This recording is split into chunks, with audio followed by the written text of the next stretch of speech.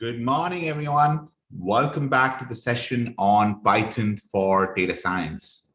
This is part of a 90 days course. I hope you've had a lovely evening yesterday, a lovely session. I really hope you enjoyed the training yesterday. And today we begin and we continue with Python for data science. Really excited, super excited to have all of you in the session over here today. So let's look at a few revision topics, like what all did we cover so far? So we started first with understanding everything about artificial intelligence and machine learning. We started with understanding the difference between AI and ML. And we compared artificial intelligence to machine learning and understood that artificial intelligence is intelligence exhibited by machines, whereas machine learning is the ability for a machine to learn. And the very fact of learning being similar to intelligence, machine learning is a subset of artificial intelligence. Then on top of that, we have the data science, which is actually a mothership on top of AI and ML, wherein in case of data science, everything that you do in artificial intelligence, everything that you do in machine learning actually comes as part of data science. So data science holds entire of AI and ML in itself, right? And so we started with these fundamental understanding, which is you have data science, you have artificial intelligence, and you have machine learning one under the other. Then we began our journey in Python programming. We started with setting up BlobCity Cloudbooks. If some of you are still having trouble with the Cloudbook, please do get in touch with us. We have the team available today. We'll be able to resolve all the issues that you're facing. Then on top of it, yes, you can actually view some of the older recordings if you need. Yesterday's session was awesome. Thank you, Mohit. And you can go to our channel, you can watch the previous recordings. So we started with Python, and in Python, we began writing a first program on Python, which is Hello Worlds. We took some understanding of data structures and general data types, etc. in Python. Then we started with control structures. We looked at loops. We looked at how we can loop through things. We then also looked at if-else statements. And today we'll be continuing beyond that with more complex structures in Python and seeing how we can handle large-scale data, how we can handle arrays, tuples, etc. We'll be reaching that by the end of today. So Python is very key in your entire data science journey that we do. It is the most important language that you're going to use as a data scientist. And almost every data scientist writes programs in the Python language. The second most popular language for data science is R programming, and we cover that as part of the 90 days course. And you can also write everything that you do in Python, almost all of that thing you can actually do in R programming. It's pretty exhaustive in itself for everything you have to do. We also have advanced topics in data science, which are really related to machine learning, data preparation. So the first step, if I have to walk you through the journey of a data scientist, right? The journey of a data scientist would start from taking data. So as a data scientist, you would be presented with some data, and then you take this data, and then your job is to start working on this data. So the first step you would do is take a visual inspection of the data. Once you've done a visual inspection of the data, then you would want to clean the data, prepare the data, normalize it, obfuscate value. And what we mean by obfuscate value is, let's say you have email IDs of people, you have phone numbers of people, and you don't want those phone numbers to pass on to your dashboards. So you might want to hash out the phone numbers or hash out the email addresses. So that is what is data obfuscation. But many times you have to prepare the data, like rearrange the columns. You have missing values, you need to fill them with sensible values, or you have duplicate entries and you want to remove the duplicate entries. Once you've done all of this data cleaning and data preparation, and a lot of that comes in exploratory data analysis or exploratory data science, right? And once you've achieved all of this, your data is now ready and prepared for use. Once your data is ready and prepared for use, you can now feed in your data into a machine learning model. And there are various types of machine learning models. So you can use a decision tree, you can use support vector machines, random forest, general linear regression, logistic regression. There are umpteen number of them, like loads of them, and you get AutoML frameworks that can actually help you select the right model for your choice, right? And once you've selected the model, you pass the data, you can train the model on the data, you can have supervised or unsupervised learning, and we'll be covering this in how machines learn. So we have a topic planned for later in this course, which is how machines learn. And on how machines learn, we'll be looking at what supervised learning is, what unsupervised learning is, what reinforcement learning is. And we'll be learning some of these techniques for you to be able to do machine learning and understand conceptually which model is used. The most advanced topic of ML then goes on to covering neural networks. It goes on to covering TensorFlow, which is also like deep learning. TensorFlow is a library created by Google, and we'll have more about this later in the course. So that's what a journey of a data scientist looks like, where you have to do a lot of data preparation. Then you have to feed your data into ML models to do data science on it, which is first clean it, then you do ML. And after ML, you might actually put it onto a dashboard because your management actually sees the dashboard. They're really interested in seeing the dashboard. So without further ado, let's get back to Python. Let's continue our journey in Python. Right towards the end of this Python journey, you will be able to create dashboards on your own. That's by the 13th and 14th session is when we will actually create dashboards. So all those fancy charts that you see are shiny dashboards, and Matplotlib and Seaborn and all of those Tableau and Power BI, you'll be able to create similar charts like that. Whether it's creating a heat map, it's box plot, etc., all of that you'll be able to create by the end of these 14 sessions. Right? For all our other attendees who are enrolled for the full course, you have the full package. You're going to learn everything of machine learning. You're going to learn everything of R programming, and all that is completely covered for you all the way with TensorFlow, deep learning, neural networks, natural language processing, how to make a chatbot, all of how to do text analysis, image analysis, video analysis, all that is covered for all our 90 days to data scientist attendees. So welcome back once again, all of you. Good morning. We're really excited to host you, and we will continue our Python journey. We're working towards making you a data scientist. Suvir, welcome again, and over to you for the Python bit. Sure. Thank you, Sanket. Good morning to you, and good morning to everyone. And I thank everyone for joining the class on a Sunday morning. I hope my voice is audible. I haven't shared the screen yet, so I'll do that in just a moment.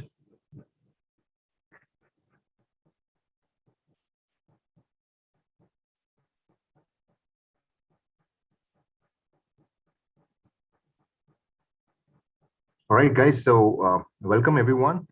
Again, Sunday morning, yet we are here back again in continuation to what we did yesterday. And I hope yesterday's class was a bit informative, and I'm sure that you have taken back some points from yesterday's class about a bit of a spirit to get this going. Today as well, we'll be equally motivated, and with high spirits, we will be moving forward. I have shared the screen, and so please, you can let me know if you can see the screen, plus if you can hear me clearly. So I'll just log into my notebook. This is the same notebook like yesterday, and I hope most of you must have logged into this Jupyter BlobCity Cloud AI and must have tried to look to these notebooks which we studied yesterday. For people, those who have done it, I'm sure the session would be a little more interesting for them. For people, those who couldn't do that, you still have the week coming up. So after today's session, also you can look back and you can look at these workbooks anytime in this week. And it is always good to look at what we have done. I always prefer to read things before we get into the class. I mean, I think even I can ask everyone to do that. You can read the notebook before coming into the class, and then you can very well connect with the trainer on your technical questions, etc. So I hope things are going good at your end from the technical perspective, from learning Python perspective. I hope Yeah, sure. Thank you, Ashish, for the feedback. The class is going good and knowledgeable for me. That's very good to know about that from you, Ashish. I am sure the same spirit is there in other participants as well. As I said yesterday, we'll try to keep this class more engaging. Today also, I will strive to make this class more engaging, and I want everyone to be little attentive in this part because it's good to exchange questions and answers.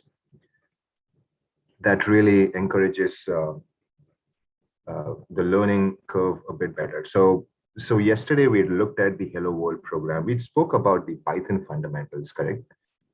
And I hope after looking at Python, most of you who are new into this subject, at least are not thinking about that this is not for me. Perhaps if we would have worked on Java or any equivalent language, I'm sure people would have thought that whether is it really for me. But Python is not like that. Python is for business managers, it is for business analysts and for data scientists. If you have the passion and the knack to do, definitely Python is for everyone. It is straightforward and simple. We had seen that yesterday. So what was the topic that we got covered yesterday? Any inputs, guys, from your side? Anything that you could let me know about? That what kind of sessions we did yesterday? What kind of a topic we learned? We learned about basic print statements. Printing is common across languages. We learned about basic conditional structures and control structures, correct? That was in the language semantics. So let me click on the second workbook from where we actually paused rather.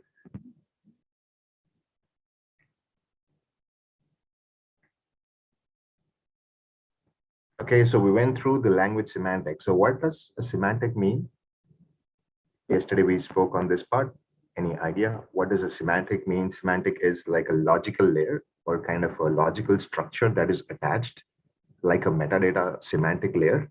It works on a logical structure and later on you start filling that with the physical values in that, right?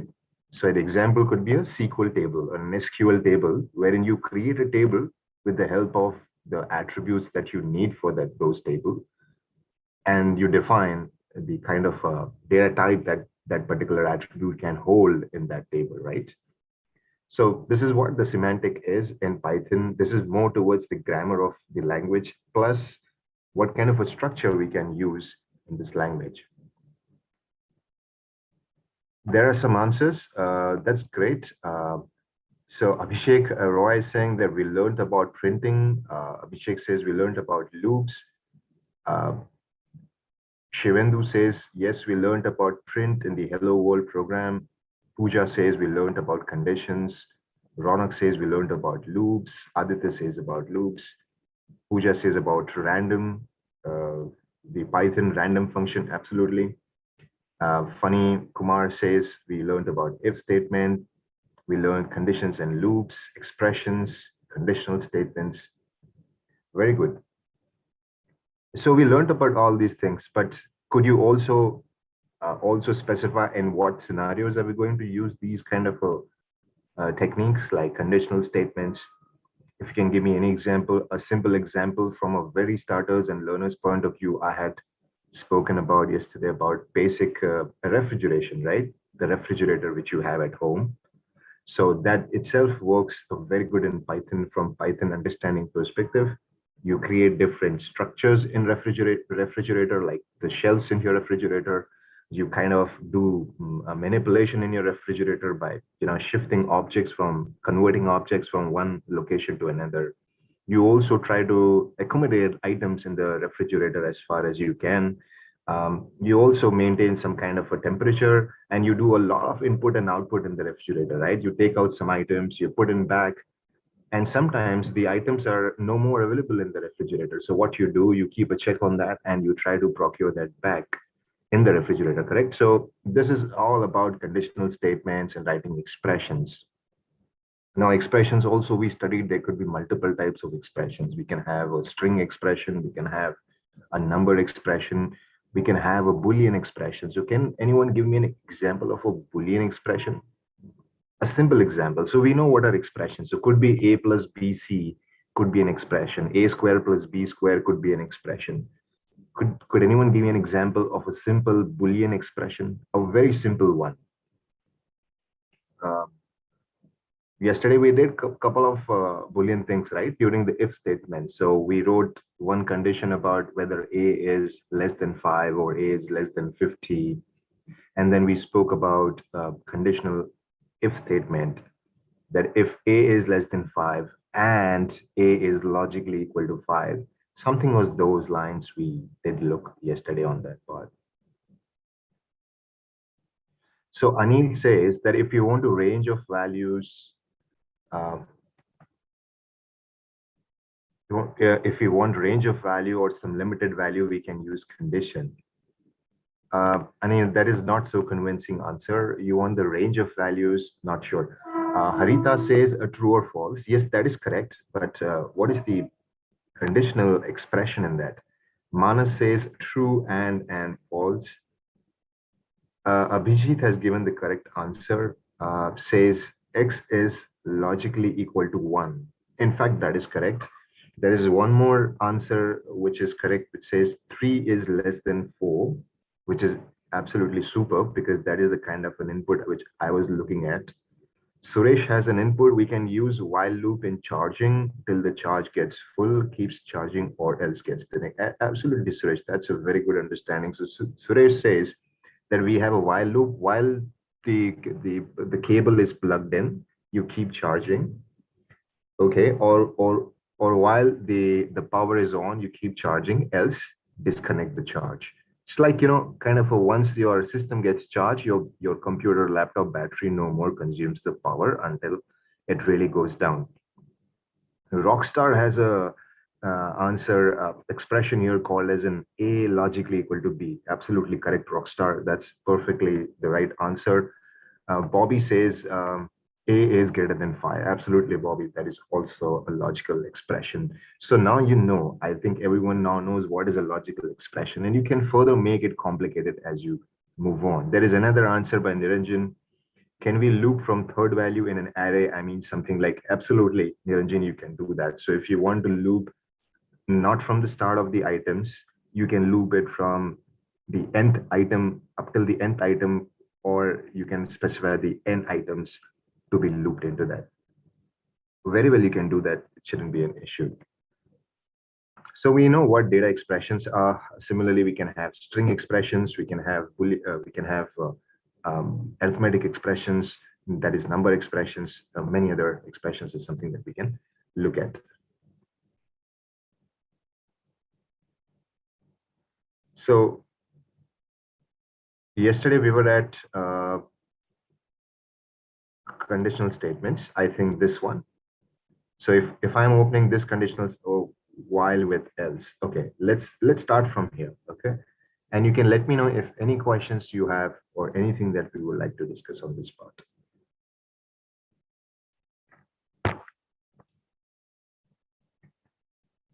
So guys, anything. So we did this, we created a number variable, isn't it?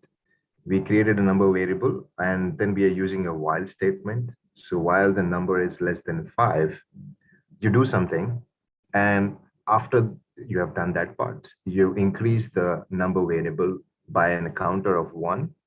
And then if the number is not less than 5, that means if the while condition comes out to be false, then you do something else, which is like the number is no longer less than 5. Now, could you give me, I mean, this is a very logical thing. So let me just let me go to the insert and say insert cell above. Now, when we write while statements, okay, so in the while statements, we always specify some or the other condition, right? So why a is greater than 5, you do something and something. But let's say if you want a condition to be satisfied always, we can simply use while true also. So while true, you print something, learning Python. And you know what's going to happen if I run this? It will keep printing Python. It will keep printing the statement all the time, because here the condition is while true. I mean, in yesterday's class or today's class, what we're trying to do, we are trying to add up with some conditions, right? So y is logically equal to b, or a is greater than b, or a is less than b, anything on those lines. And if these conditions comes out to be true or false, then we go ahead and do the rest of the methods which we have here like this. But there's other way that if you want your condition to be true always, you can simply write while true, and it will keep running the loop for us forever.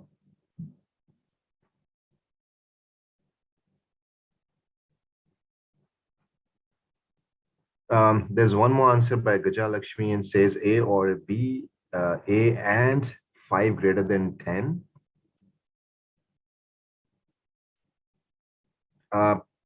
Not sure about this answer. But A is tied to what condition? A and what? So A is what actually? A should be equal to 1, should be equal to some value, and 5 greater than 10. That the A part which you have written, Lakshmi, that could have been a little more elaborated. You could have written A is any other condition with the A.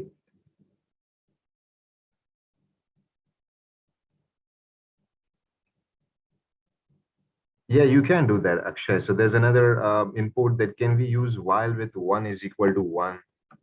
I mean, if you look from the logical standpoint of view, it's possible. If I say 1 is logically equal to 1, which is going to be true always. Or it could be this way. This is more or less writing the simple statement, right? Say you have A is equal to 1 and you have B is equal to 1. You have these values and you are telling out here which A is logically equal to B or not.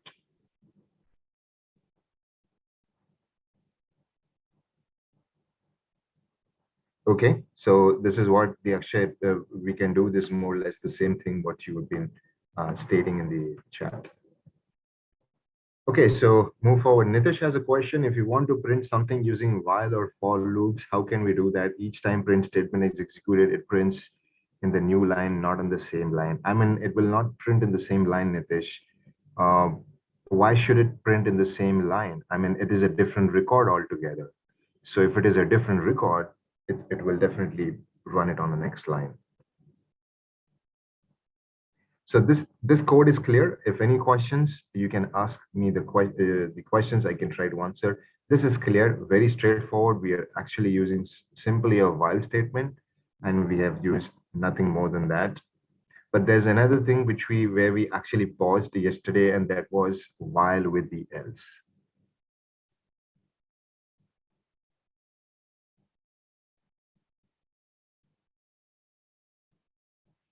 And I'm sure this is also a straightforward thing. So we are simply specifying a condition. We are incrementing the number. If the condition is met, then you increment the number. If it is not met, then you just print the else statement in this particular part. Just want to know from all the folks who are in the class, how many people have actually worked on Excel, Microsoft Excel? There's a question, how to initialize the array with value 0? I looked at most of you I've seen from yesterday asking a lot of questions about arrays. Anything specific to array, guys? Anything that you have recently completed or finished some class on arrays? That I see a lot of questions coming from array perspective. The reason I'm not talking a lot about that because we have those arrays coming into different modules, correct? As you know that we are using numerical Python, that is NumPy, to actually handle the array part over here in Python. So because Python does provide the array mechanism in the core library for the Python, but generally we don't use it because we use lists instead of arrays in Python, because lists are more mature data structures compared to what we have in arrays. If you want to take an advantage of the array, then I would recommend you to please wait until we reach the NumPy sessions. And in NumPy sessions, we have actually done one-dimensional, two-dimensional, and multi-dimensional array calculations and operations out there. So please be patient, and we will try to definitely reach there and work out on arrays as well.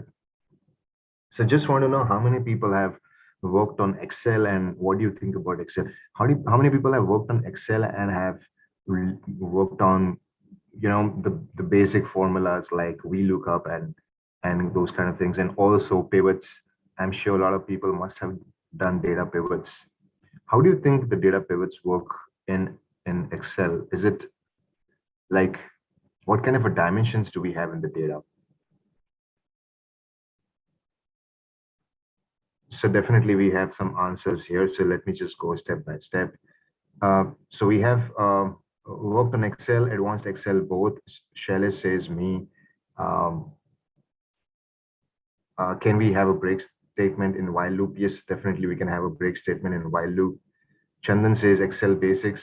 Bobby says array is like list, but it can hold only data with the same data type. Is it like that? Bobby, array is like list, but it can hold data with same data type. Yes, that is correct. Yes, you're right, Bobby. So array can hold, array is actually an homogeneous data structure wherein it can hold only single data types. So yeah, Supreet has worked on advanced Excel.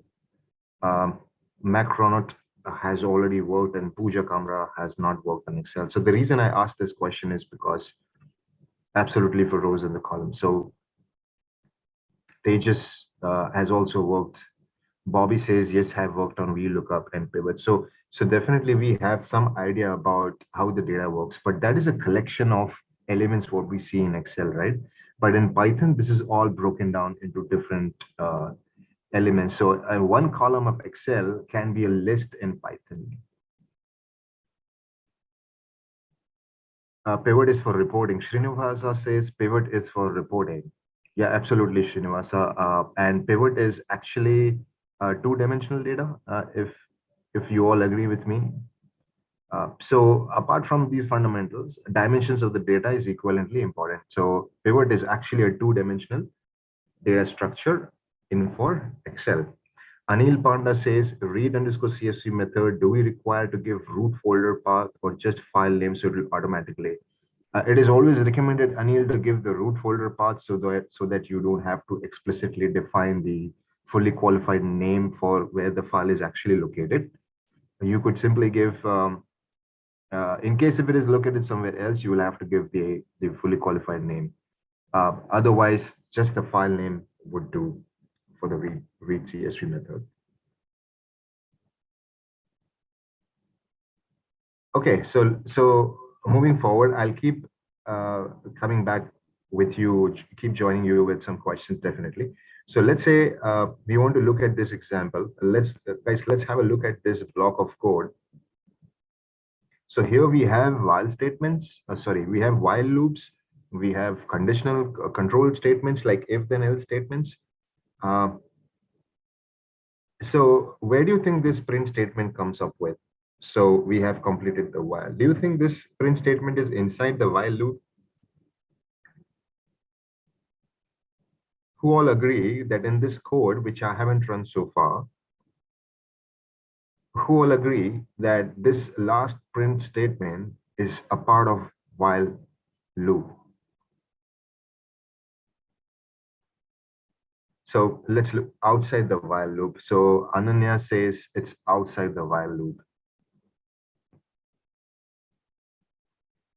Joel says it's not a part of the loop.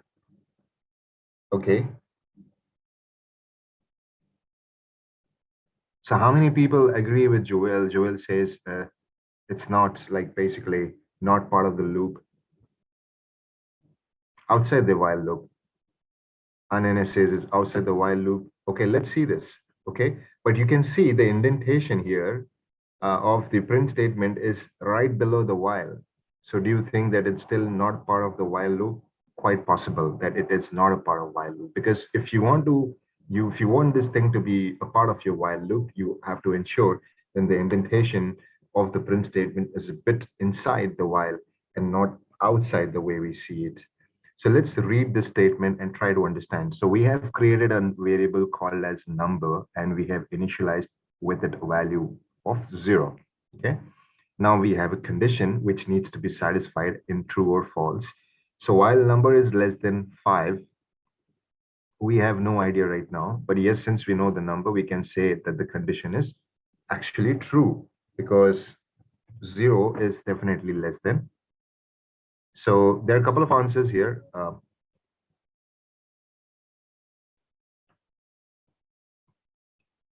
Pooja says no. Nilesh Yadav says not part of a loop. Yogita says no, it's out of loop. Jessica says no. Ronak says no. Nitish says it's a part of the loop, not part of the loop. So many people, some people says it's a part of loop, some people say it's not part of loop. So we will try to finish this. We'll try to clarify this in just.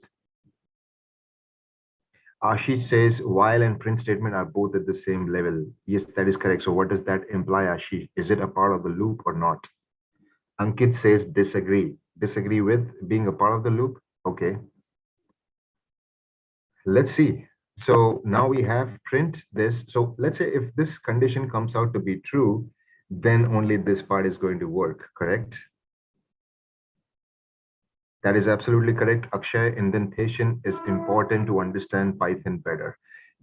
So if this condition comes out to be true, then this part will execute, else this part will execute.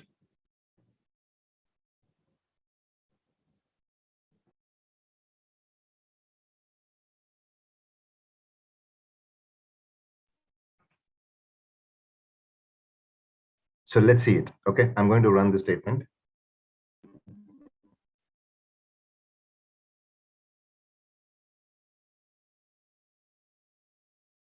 So you can see we have completed the while has just printed only once. So what does that mean? Because if this print statement would have been a part of while loop, it would have been printed after every number statement over there. So the number is 0, we have completed the while. The number is 1, we have completed the while. If it would have been a part of the while loop, it would get printed at every level. So here in this case, it just got printed at the end of the task. That means it is not a part of the while loop. So let's understand this better. If the number is some number, you increment the number. And if the number is logically equal to 4, you break the statement. So there was a question by somebody in the class about can we use a break in the while statement? And I think this answers your question that yes, definitely we can use a break in the while. See, we can use break, pass, and continue in your control structures and conditional structures very well. Okay, so there's no question of not using it because as I said, that if Python has given us a flexibility to create conditional structures, it has also given us convenience to stop and provide conditional breaking of the loop when and when it is required. So a lot of people, those who spoke about it's a part of while loop, it was incorrect answer. People, those who responded that it was outside the while loop, that is what seems to be the correct answer. Let's say if this number, now my second question to people, if this block of code, let's say this condition got satisfied with true, that's the reason we could get this increment and then we got the break in the statement, and this had to print anyways. Okay, this had to print anyways with us. Okay, inside the while loop, there is an answer by Jyotirmay. If we will remove the break, we can understand in this example. Yeah, but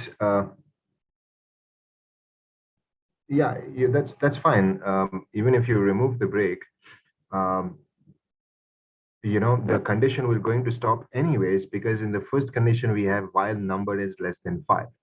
So even if you don't put a break statement, if your number counter reaches to 5 anyways, which is greater than 4, if it reaches to 5 anyways, the while loop is going to break.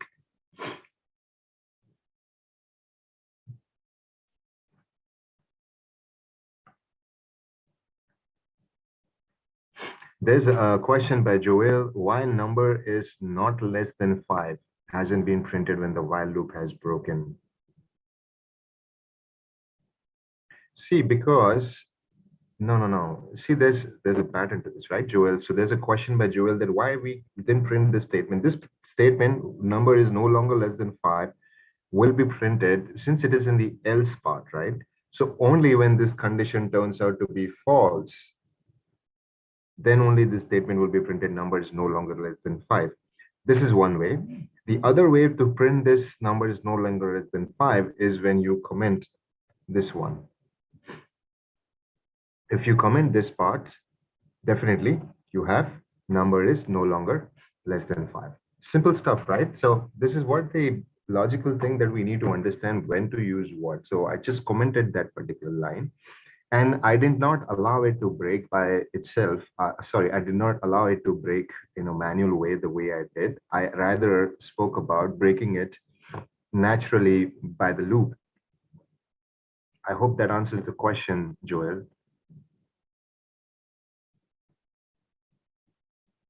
There are a lot of questions I'm unable to actually shuffle. So Bobby has a question, else part will never execute because the loop breaks when, absolutely, Bobby, that was correct. Will break skip the else part? Yes, absolutely, Vinaya, and that I've already demonstrated that if we actually, if we comment this particular line, then, you know, the else part is, it is actually running for us because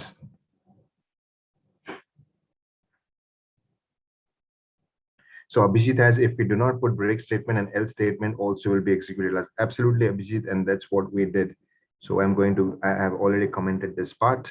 So else number is no longer less than 5 is also being printed. And this last print statement will anyways print by default, whether we have a break or we don't have a break in this part. Okay, so I'll just turn this code back to the factory codes, the way it was written before, and I'll just save it. So I hope this looping while with the else, while with the break and the else is clear. So let's read out a bit of this. So we can notice that the else block never got run because we did a break on the while loop. So this means that else block only will execute a log as long as we did not break the while loop. That is correct, Tejas. Rahul has a question. Why did we mention the break? See, I mean, I have already spoken this. Rahul. So see, when you write control structures, you can think about running a large machinery, right? So if you are installing a large machinery somewhere to do some part, so it is a very large machine, okay? And the condition is by the manufacturer that if you, once you start this machine, you cannot stop it. I mean, you would say that how is this possible? If the machine starts, how cannot not custom stop it? Means it will stop by itself. I mean, this is not something which anyone will buy. I should have the complete control when the machine should start and when it should finish or when it should be interrupted, correct? And loops are more or less the same. So loops are like running a larger chunk of the processing of the data, and you should have the complete control on that.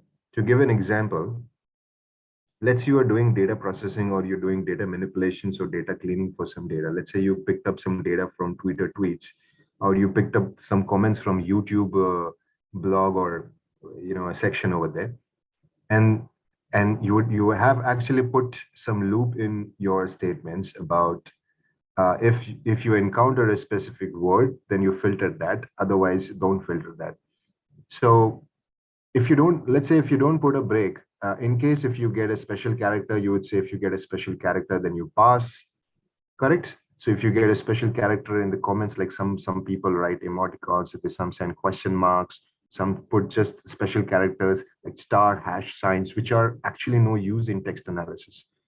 So you would want to filter those objects. And that's why you will use the pass or the break or the continue statements, because you would want to have the full control on your program. Let's look at another interesting example, guys.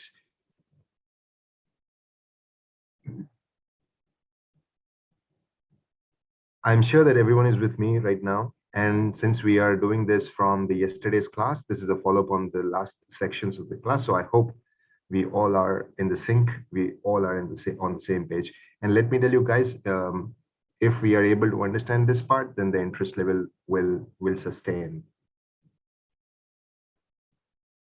Sorry, Sonali, I didn't get that question. Does return break or while loop Python? I didn't get that question, Sonali. Abhishek says, can you explain a bit about using else in looping at last? You mean to say from the previous example? Abhishek, Abhishek says, can you please explain a bit about using else in looping at last in this one? So else in the looping last is about if none of these conditions satisfy, you see this statement will be printed anyways.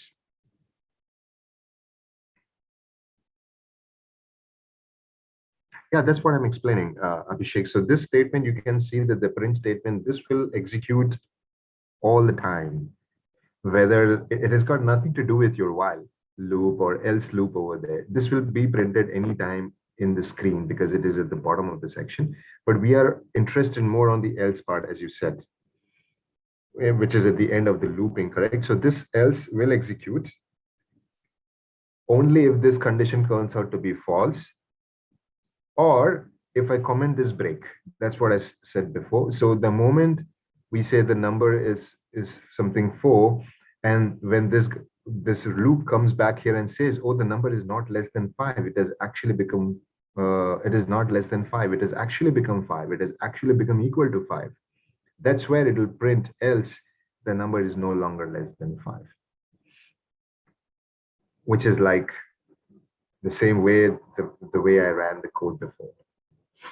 So pretty simple and straightforward. Definitely, let's look at the same thing in a different example. Let's look at this one. So we have a number variable and we have a did break variable.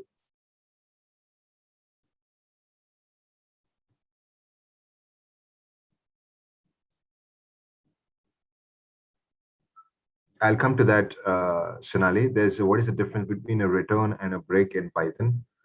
I'll come to that. So right now we are on break. So I hope you agree with what break does in Python, correct? So break helps us in breaking the condition of a loop so that the loop stops. Okay, I'll come back onto the question. If we use continue instead of break, will else part execute? Yes, it will, Nilesh. Absolutely, it will do that. So if you remove the break and use continue,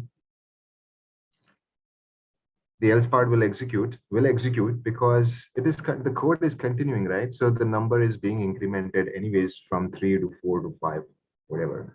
So definitely your break will definitely execute over there. So let's look at this example. We are saying while the number is less than 5, which seems to be a true condition out here. So if it is true, it will get into the block of code, right? So the moment it comes out to be true, this loop will get inside the body of this while statement. It says print number is number. So it will start with 0 and it will be incremented by 1. We say if number is logically equal to 4, okay, and we say if number is logically equal to 4, which will be in some case when this iteration is running the 4th time, this condition will also become true. So this condition is also going to become true. And if this is true, definitely it's going to get inside this. Did break is equal to true. That is, did break initially was set to false. You set the did break is equal to true, and then you break the statement. Guys, just give me one moment here. I'll be back in just a moment.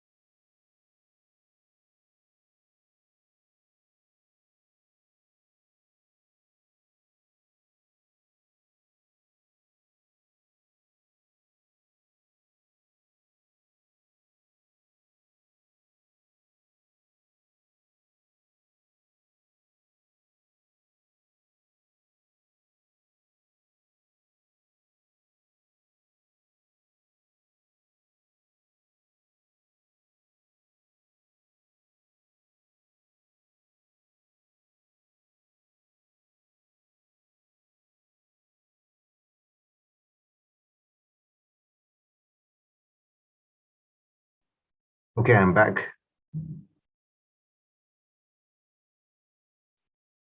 There's a question by Grace, where all do we use in Python? Sorry, Grace, I didn't get the question. Abhishek says, so it means if the looping condition is not satisfied, only then else will run. Absolutely, Abhishek, you got that point.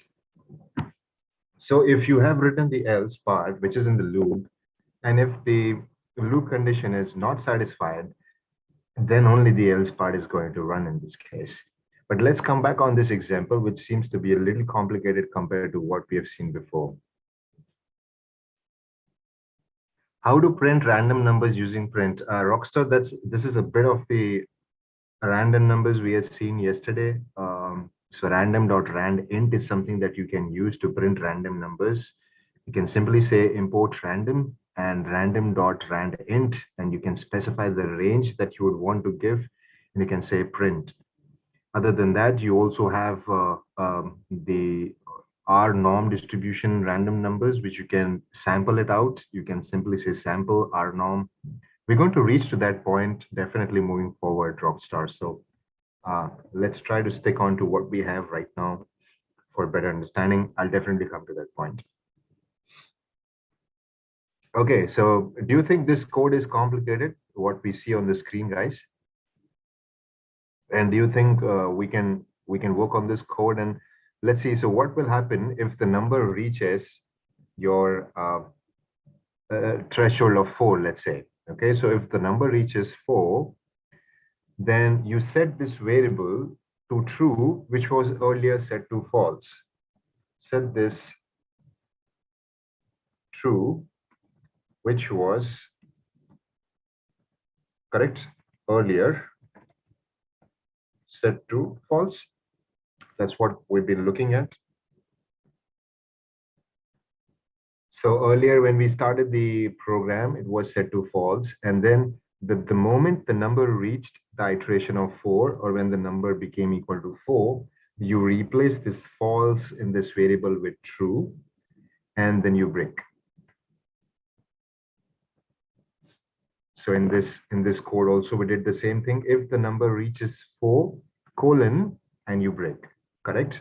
More or less same things which we have done here also. We're saying if the number reaches 4, then you change the variable value from false to true, and you break. So instead of we're doing a single statement, we are doing a 2 operations here. What are the 2 operations? First operation is changing the value from false to true of did break variable. And secondly, we are breaking the loop. Compared to the previous code, where we were doing 1 operation.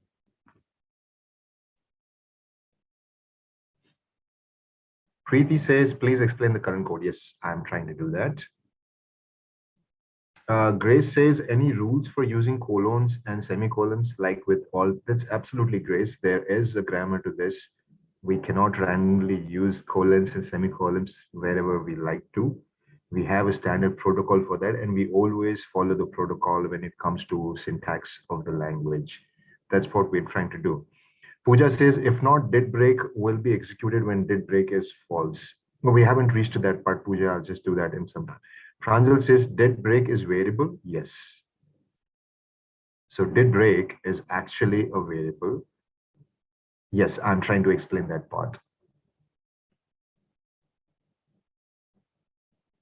Yes, absolutely. Mayank says, do we need to mention break word at last to stop the loop or the entry? Yes, absolutely, Mayank. We need to specify the break.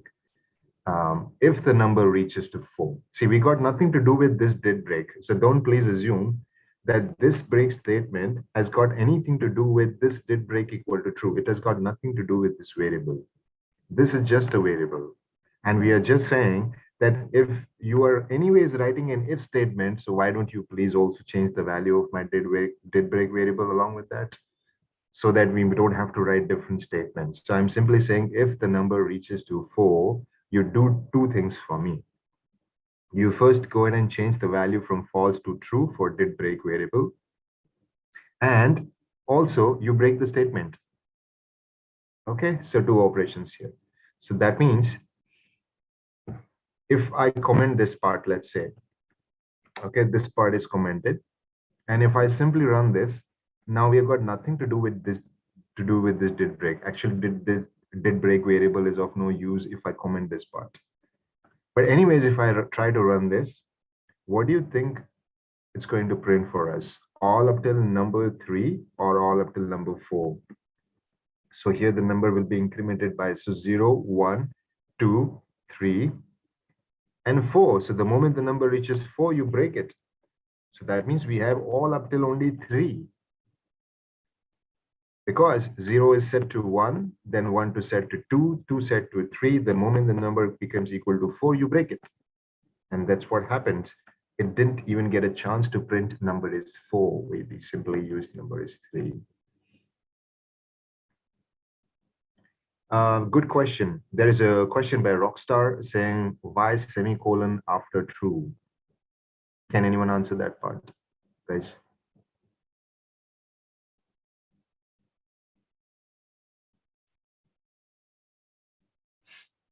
So initially we used a break after the colon in the previous call. And now why are we using a semicolon to do that? Can you see this? If number is 4 colon break.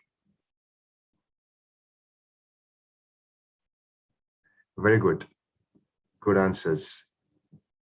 Very good, guys. Pooja is saying 0 to 3. Very good, Pooja. Anshuman is saying up till 3. Akshay is saying till 3. Very good. I mean, we are quick learners. Very good, Lalit. Lalit has also said, Lalit has given a wrong answer. Pooja says, I also think it'll break early. Yes, yeah, perfect. So yeah, so most of you have given the correct answer. So that's actually pretty interesting. So yes, we're getting the hang of this, right, guys? I hope this is being very straightforward. Yes, I understand there is still a lot of room for confusions, but we will try to narrow down and we'll try to practice this as far as we can. And if you have any questions related to practical applications to this, when it comes to practical applications to this, you can very well ask me a question and I'll try to accommodate some part of where it can be used. So okay, so now coming to the part, why have we used that semicolon instead of the colon here? The reason behind this is that because we are wanting to print this in a single line. That's what we saw that in yesterday's class, correct? I could actually do print of something, print hello, semicolon, print world. Yesterday we did this part, correct? Or the other way is I could, if you want to get this into a single line, that's what we did. Hello, comma, world. That's what we did. This is another way of doing it. Correct. We saw these two things in yesterday's class, and that's what we have applied here. You can see there's a semicolon because we actually want that statement to execute in the same line. We don't have to write. This shouldn't be somewhere else. I'll use a scissor to get rid of this block. Okay, so I hope this is clear. So if the number reaches 4, you actually break the statement. So that's how the statement got filtered, and it got actually break on 3. And it did change the value for did break variable also. How do you come to know that? Let me just get the print statement here, and I say you type in you give me the value for the did break, and the did break, we know initially it was set to false. When the number reached 4, we changed the value from false to true, which is quite evident from this printing result.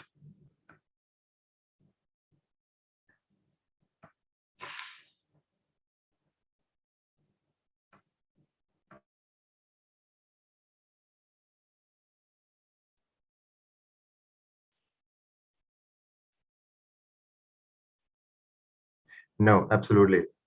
Manoj that is correct, Tejas. So your answer is correct. Manoj Soni says, if we mention the statement in the same line, do we need to still maintain what kind of indentation? There is no indentation, Manoj. So if you're mentioning in the straight line, just maintain some spaces. Other than that, there is no indentation.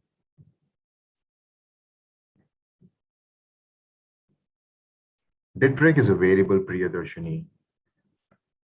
did break is actually a variable. Okay, so let's go ahead and proceed. I'll comment this part and let's uncomment the rest of the part where we are actually using a variable called as did break. Now we know that the value of did break has somehow changed. Okay, but let's see what kind of if statement we have. If not did break, okay, print this. See, I mean, please don't get confused. Just give me a second. There is a, my channel says while can be used to reach a specific floor on elevator.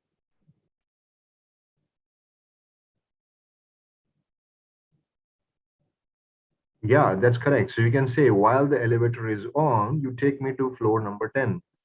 Or while the elevator is on, you take me to floor number 50. Anything for that matter, correct?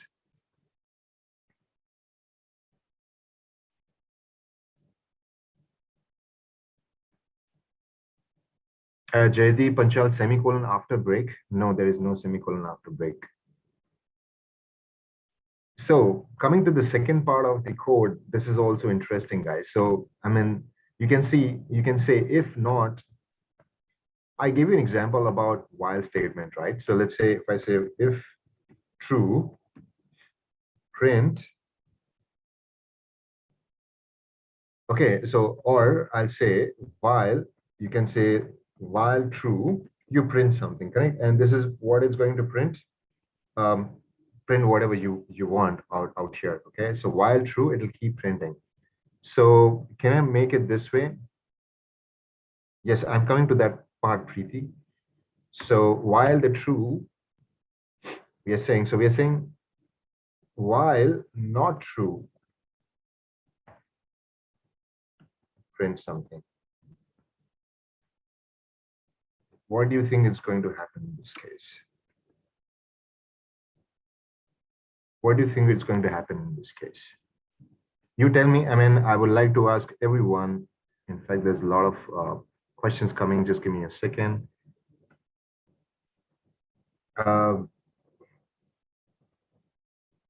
Abhishek said did break will change from false to true. Then if condition will run and check whether did break is not true. If yes, then it will run and print no longer less than 5. Semicolon take word to the next line. Not really. It's just a separator to say that we are making the statements in continuation. Okay, Swapna, so it's not like semicolon is taking word to the next line. Funny says, can we write like while number is less than 5, print number is number? Absolutely, absolutely, Funny, you can do that. Manoj Soni says, can we also use if not equal to did break instead of? You can try that, Manoj. I haven't tried that, but you can try that. So you know the differences between both the codes, right? Now, I'm sure everyone knows. Not printing anything. Saket says, absolutely, Saket, that's the way it is. So that means we are doing a negate of the condition which is available. So if it is available as false, you make that as true. If it is available as true, you make that as false. That's the purpose of not. And I've already showed you that. So if I comment this code, and if I run this, which I'm not going to do it because I will have to restart the kernel otherwise, because the loop will not stop. So I will not do it. So you know this, in this part, the loop will never end. This loop will never end. It'll keep working, okay? And this will never run. Has a difference in both the loops. One loop is that it will never end. The other one is never run, because I have just provided the converse of the true on that. Yeah, not printing. That's correct. Not, it will not print. So, okay, I gave you that example. So coming down back this code. So instead of we saying if whatever, not false. So what is the current value for did break? It's true. So it should be if not true. So if not true means what? That is means it false. So if not true, print number is no longer less than 5. So let's see whether how well we are able to do this. Okay, I'm going to run this code again and let's do this. which is very imperative, correct? I mean, I just demonstrated this part in just this block of code, and it actually did the same thing what we are trying to do here. So if not breaks, that means if not true, correct? So if not true means, that means if false, you print this.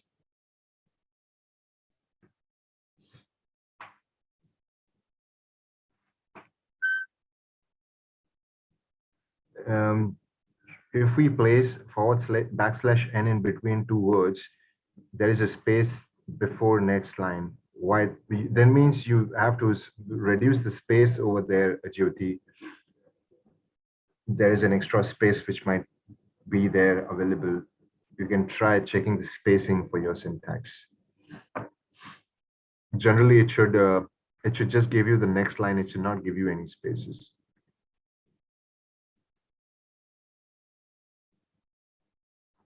Guys, is this clear? Can we proceed?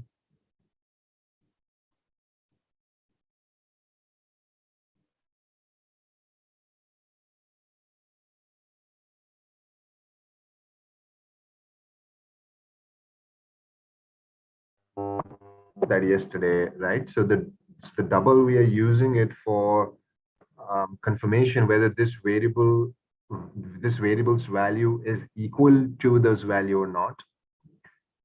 And if you go with the single is equal to statement, so if I'm saying this is my variable, if I'm saying variable is equal to 5, and if I'm saying variable is logically equal to 5, okay, so this will actually equate or assign a value of 5 to var variable.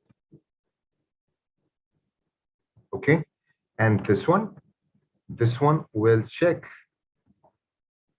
if variable has a value of 5 or not, and this will result output in a Boolean form.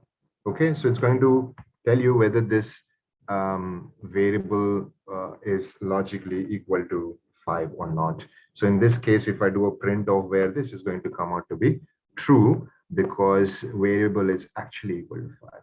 So this is the difference in this part.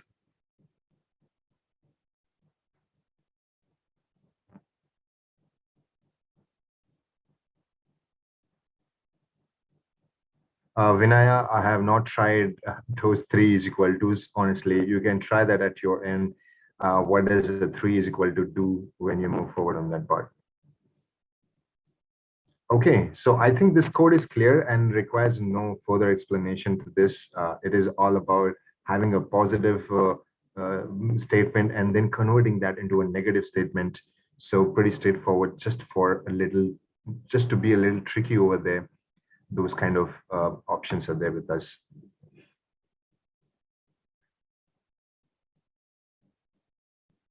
Has been printed when the while loop has broken. Joel is saying, as I think he has already been answered. So why number is not less than 5 hasn't been printed when the while loop has broken, because that really didn't fall into the condition part, Joel. So coming back to the for loop on what we saw yesterday, but before we proceed further, guys, I just want a feedback from you. I hope we are going in a way that you are able to follow. I hope the pace is fine, and I hope we are able to learn something from this. Actually, there's a lot of questions which are coming on the screen. I'm trying to be, flexible in answering as far as I can. So, but just please excuse in case if any of the questions are being missed to answer. I'm keeping an eye on the chat as far as I can.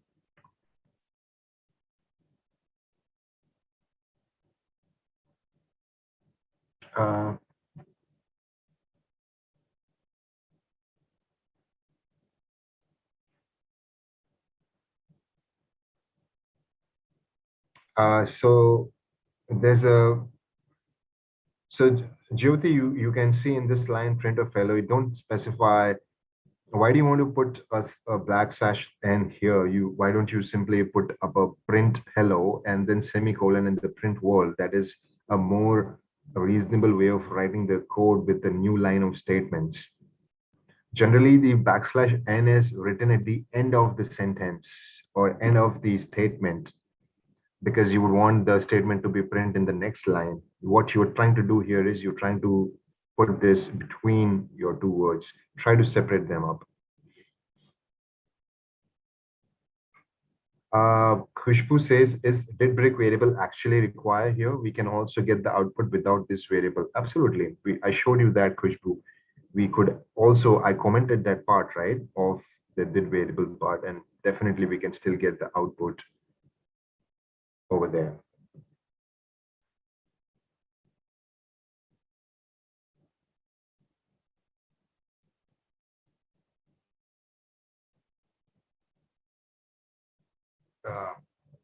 So Abhishek says is equal to is an univary operator. That's correct, Abhishek. Sunil says, yes, good going. Okay, perfect speed. Thanks, Sunil, for that. Thanks, Tejas, for that.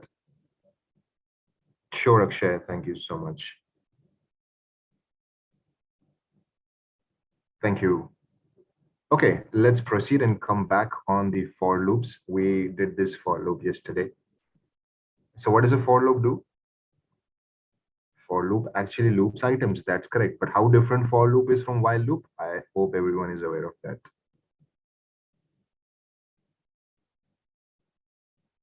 Correct. I hope everyone is aware of how different for loop is from a while loop. So in case if one person has answered, I will encourage others to just read that answer because it becomes too much of information for me on the chat. So if any of you have answered, then others can just pause themselves of not to answer that question. Okay, so for loops in Python follow more or less functional programming syntax, and we define a variable inside the for and then choose an object to iterate upon. What are iterations, or what are iterables? I'm sure everyone knows this. Iterates through items of a list. Aparna says for loop is actually iterating items through a list, or through a list of items basically. For loop auto exhaust. Pooja says iterate each element. That's great, Pooja. Aparna is not completely wrong and not completely correct though. Manoj is also not completely incorrect, but not completely correct also. I think Khushbu has given the right answer. Sorry, Pooja has given the right answer that iterate each element of a set. Khushbu says when you know the number of iterations used for loop. Okay, Bobby says in for loop, we knew the number of iteration, but in while it's not known. Okay, that's also a different tangent of answer, but that's pretty cool to know that. Chandan says for used to work with lists. Only with lists, Chandan? Are you sure tuples are not iterables? Only lists are iterables? Swapna says it's indicate for item in values.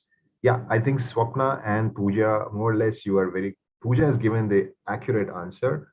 Swapna is very close to what Pooja has said about iterating each element of a set. Vinaya says for loop for definitive number of iterations. How do you define the definite number of iterations? I've been looking at people mentioning a lot about definite number of iterations. Jyoti says for loop is more on sequence data, whereas while loop is for conditional statements. Okay, not completely convincing, Jyoti. Gaurang says up to n number need to iterate, then while loop. For loop is for specified number of iterations. Everyone is saying, Gaurang is also said, Swapna and other people are also saying it is for specified number of iterations.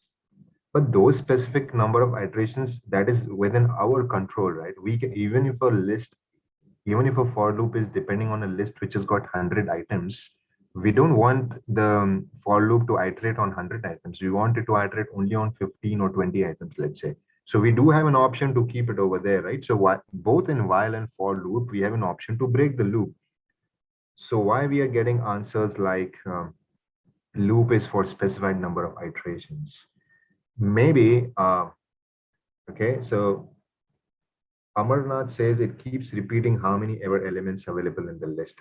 You are also very close, Amarnath. So Amarnath, Kushbu, and Priyanka, I guess you're given the correct answer. So actually for loop is used for each element in the list.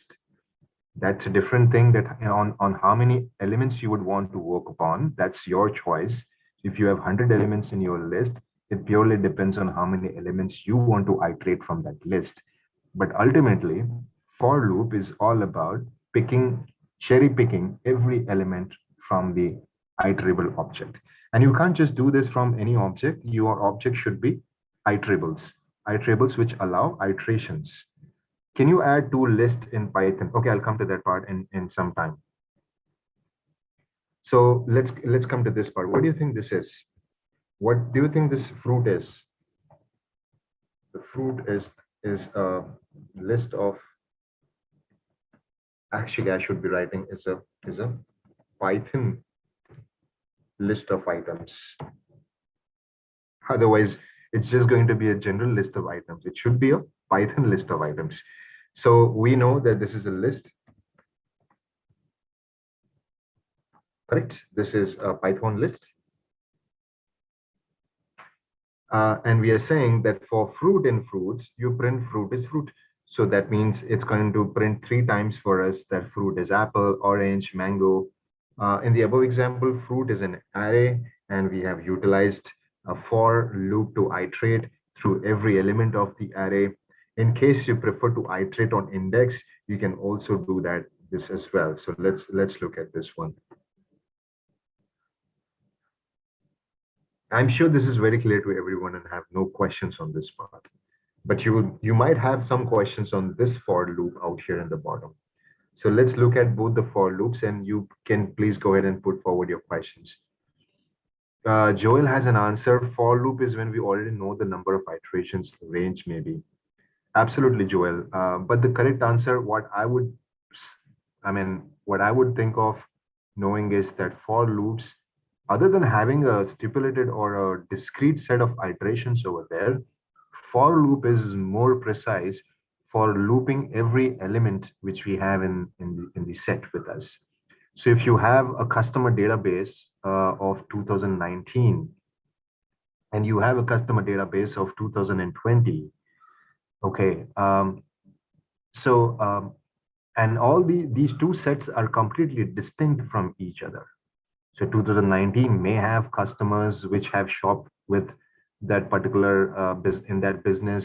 They have shopped with them more than once in 2019. So there might be some customers who are very new in 2019. That means they have never shopped before in 2018.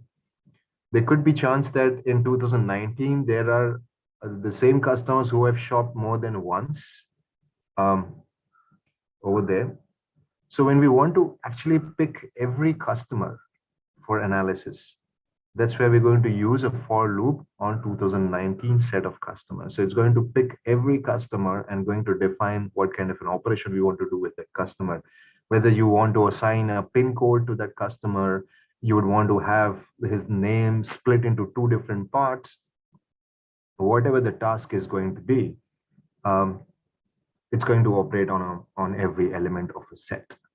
What is a set? Everyone knows, correct? In Python also we have a set. We're going to talk about those things moving forward. With the help of set, we can actually do the Venn diagrams. Using the help of sets, we can do intersections, A intersection B's, A union B's, those kind of things. And that is very, very helpful. Even in Tableau, people have worked on Tableau. You can do set analysis in that, correct? So set analysis is like you can merge 2 different sets and you can derive some inference from those parts. Bobby says fruit is a list. Akshay says it's an array. Sunil says it's a list. For loop is for finite set of values. Absolutely, Rajiv, you're correct. Yuan says fruit is a list.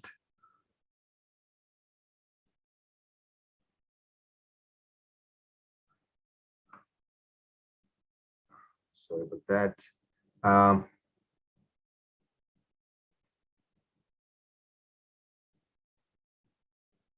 Yes, Aparna says both are understandable. Perfect. So first one is iterating through items and second one is iterating through the index variable. Okay. Gacha Lakshmi says yesterday example of picking lucky name from the CSS file we had used for loop.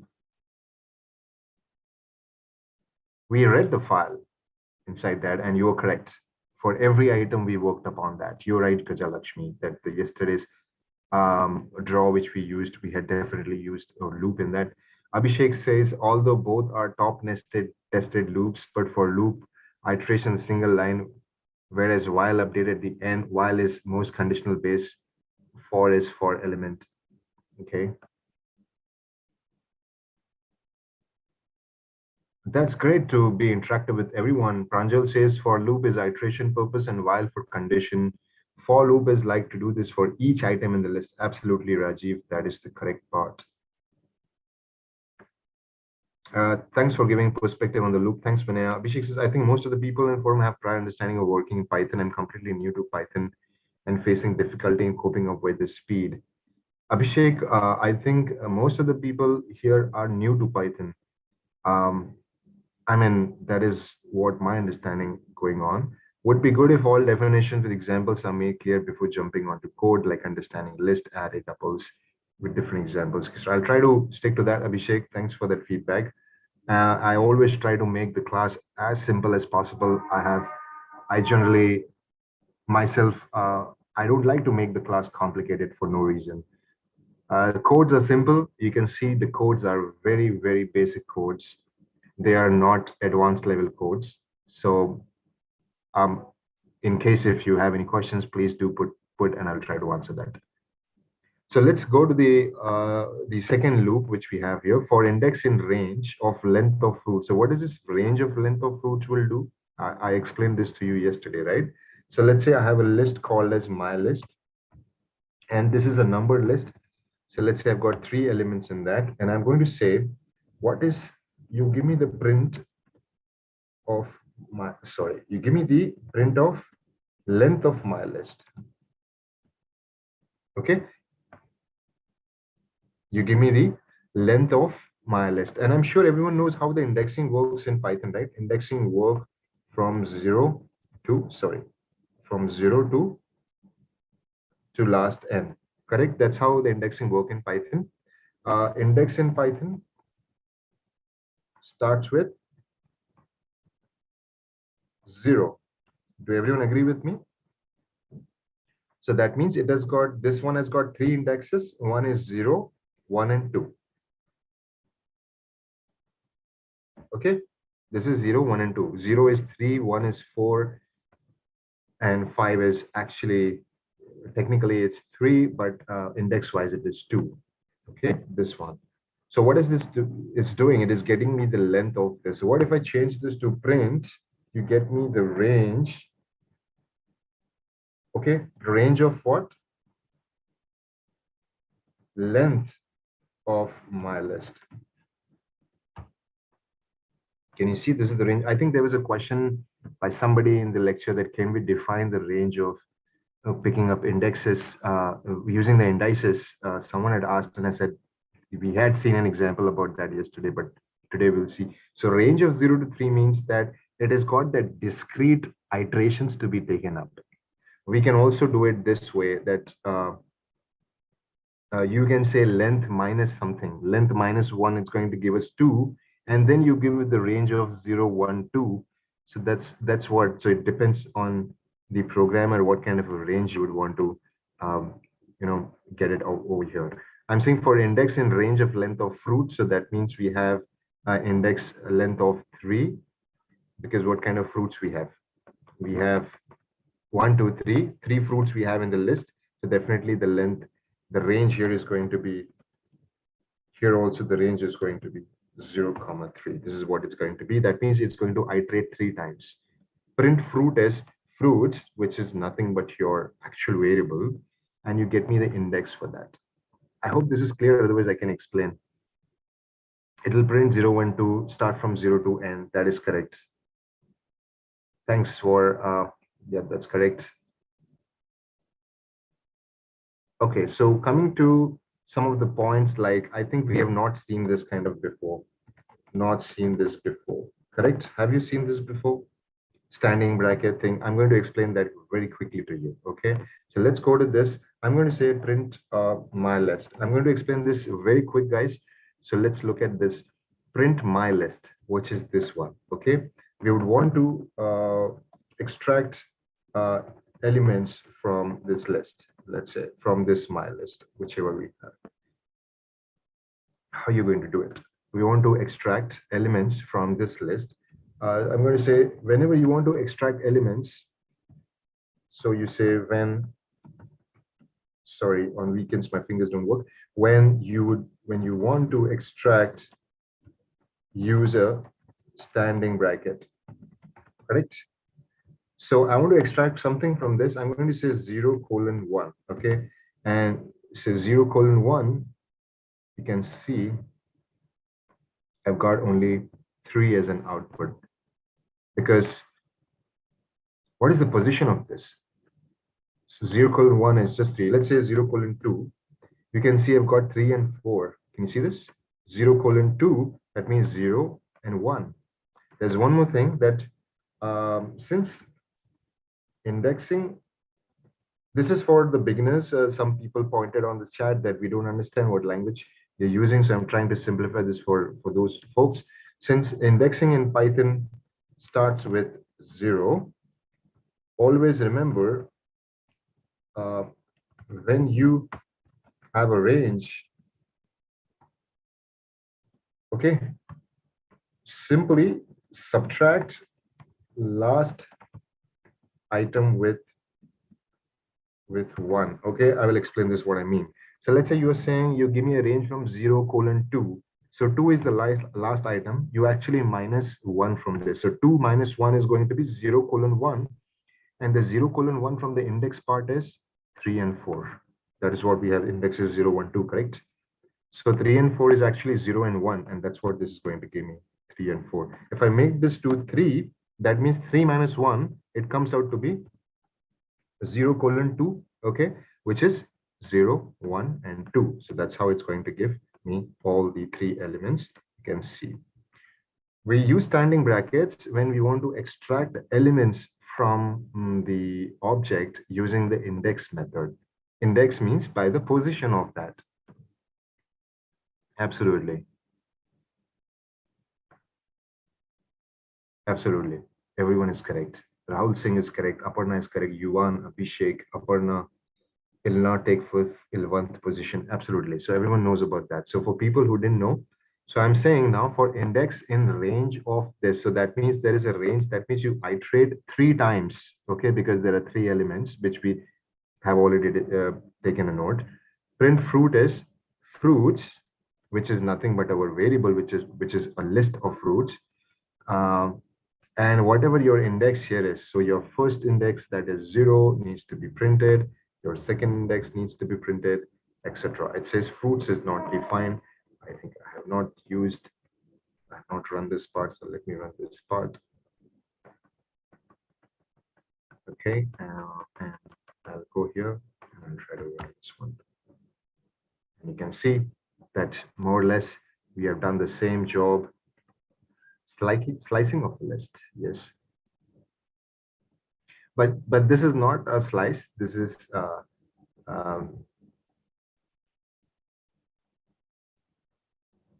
kind of, yes. Yes, correct.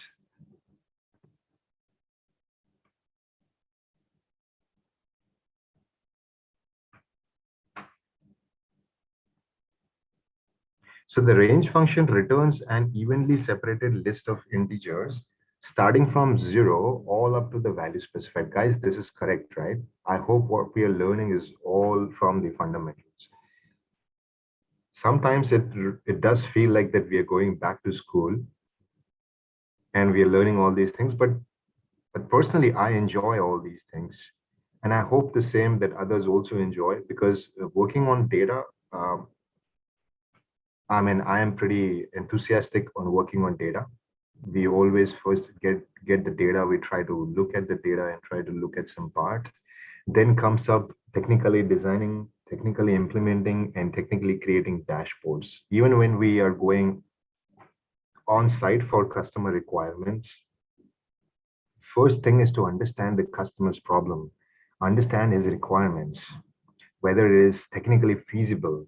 Because in most of the business, you would see that customers are overwhelmed with what they see in AI and machine learning. They think that it's going to do something magical for them, but they don't have the appropriate data. I mean, I'll just give you a small scenario of one of the telecom companies.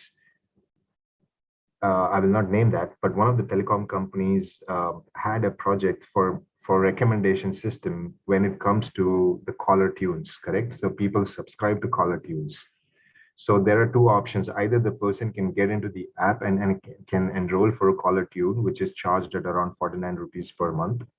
The second is the person who is calling the other person, he can press a key on his whatever keyboard on the mobile and can actually copy their caller tune, correct?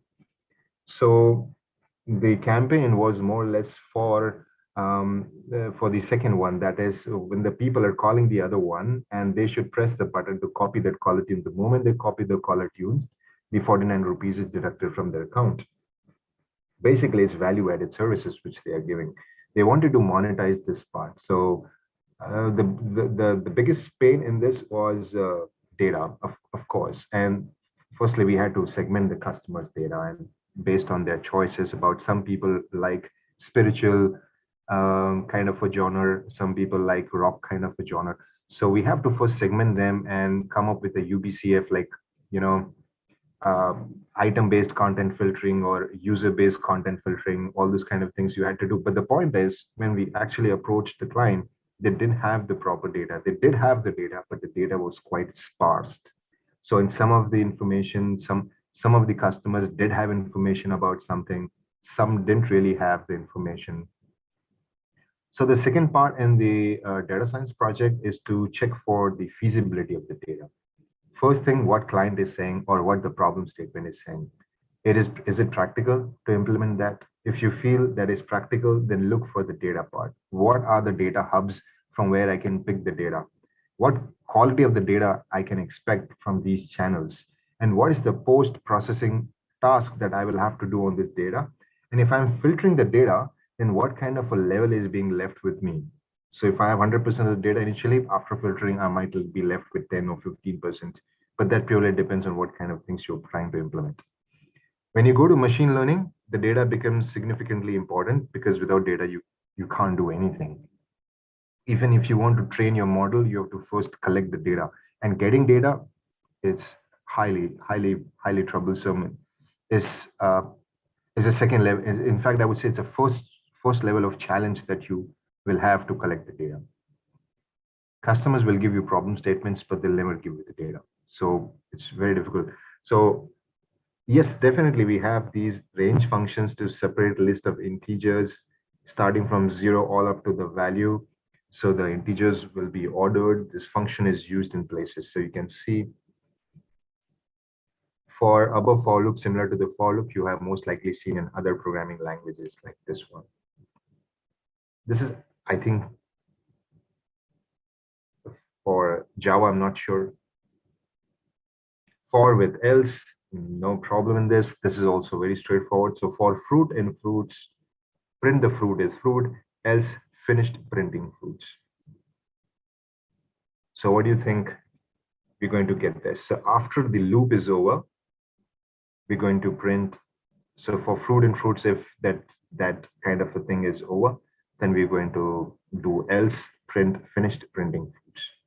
So this actually concludes our lesson number 2, that is language semantics, the grammar of the language. Some parts that we understood in this one. So I hope this workbook or this notebook is pretty clear. That is language semantics, and whatever you practice from this notebook, all is something that is clear to us. Now we have lessons like tuples, and then we have lists, and then dictionaries and sets, and then functions. Pretty interesting lessons we have coming forward. But before I move forward, any questions, guys?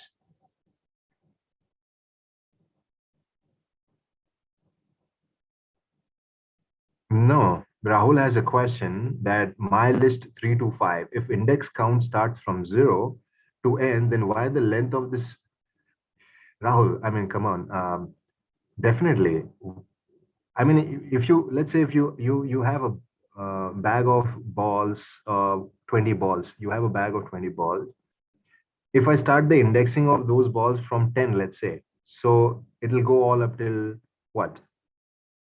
30, guess, correct? It'll go up till 30. But does that mean that there are 10 balls more increased in the bag? No, we still have 20 balls. The only thing is the index numbers has changed from 1 to 20. It has changed from 11 to 30. That's the only difference. But still the length of that bag is still going to be 20, right?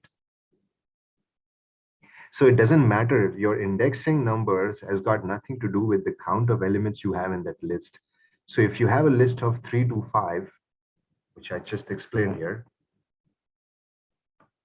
So if you have this list of 3, 4, 5, and if your index starts with 0, 1, and 2, does this mean that your length has become to 2? Absolutely not. We never mentioned the variable fruit, how Python understood.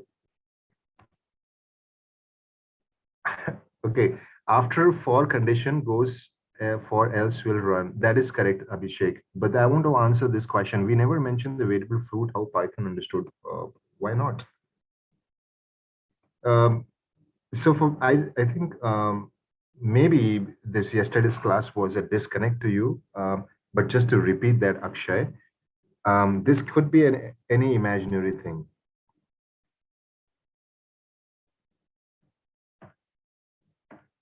Let me print this. I'm going to say not just for fruit, let's say for veggies. For veggies in fruit, it is still going to run for me. So yesterday I said that this one is actually an imaginary character over here. Okay, you can use it. You can also say for I in fruits, print fruit is I. You can do it this way also. You can write any imaginary text over there or a character that is going to work. Abhishek says, after for condition goes false, else will run. That is correct. That is correct, Abhishek.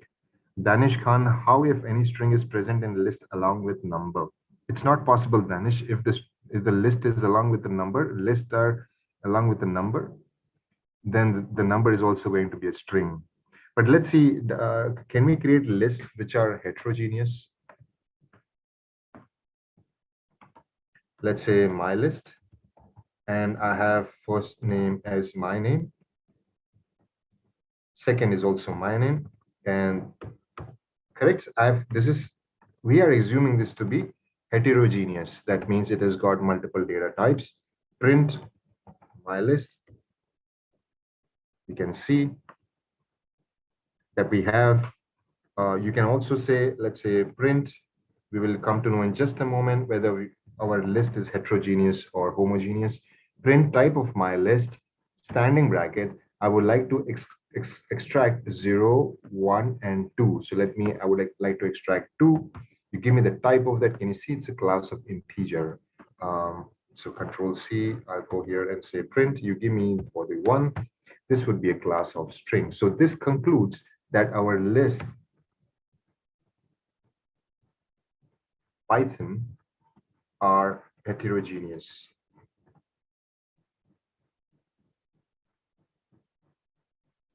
Okay. That means they can contain data of multiple types. So I hope that answers the question, Danish.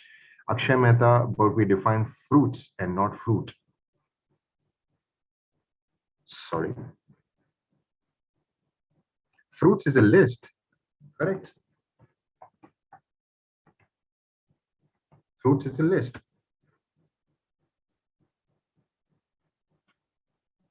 Thanks, Rockstar, for that. Fruits is a list and fruit is a variable defined in for a loop. That's correct. So Thanks, Rockstar, for helping that part. I hope that is clear. Negative indexing is, yes, definitely, Shalu, I'm going to do that. That is going to come in our tuples and lists. So please hang on and please wait for those lessons to come up, for me to pull up those lessons. Definitely. So when we're going to list, I just showed you some part of indexing here. This one, right? I just showed you some part of that. So definitely we're going to look at in detail these lists and tuples. So all these things will be covered in that part. But before I run on to tuples and list, any question, guys? Can we have a major differences between list, tuple, set string? Yes, we do have major differences, Abhishek, and dictionary in Python based on their use and working. Absolutely, Abhishek, because see what these things you mentioned about list and tuple and sets and these dictionaries, they are data structures. So data structures means a format in which you can store the data, correct? You can store the data sequentially, you can store the data parallelly. These are data storage patterns or structures. So when you're talking about these different data structures, definitely they are different compared to, they're unique in itself. They all are distinct in their own way. And we are going to talk about them and the differences very soon, because in the starting, if you've seen lesson 1 and 2, we have simply got an introduction to Python. If you see, we got introduced to basic print statements. We got introduced to how to create basic variables. We got introduced to conditional flows and control structures of Python. Now we are taking a little deep dive into what those data structures are.